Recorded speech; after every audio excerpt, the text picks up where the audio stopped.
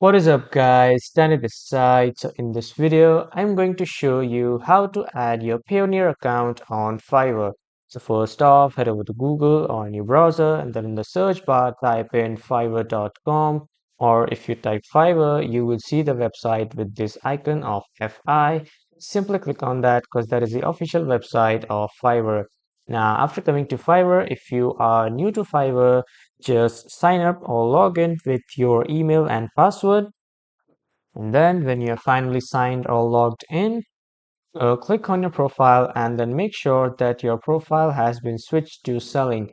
Do not click on switch to buying. Just make sure that your profile is in switched to selling.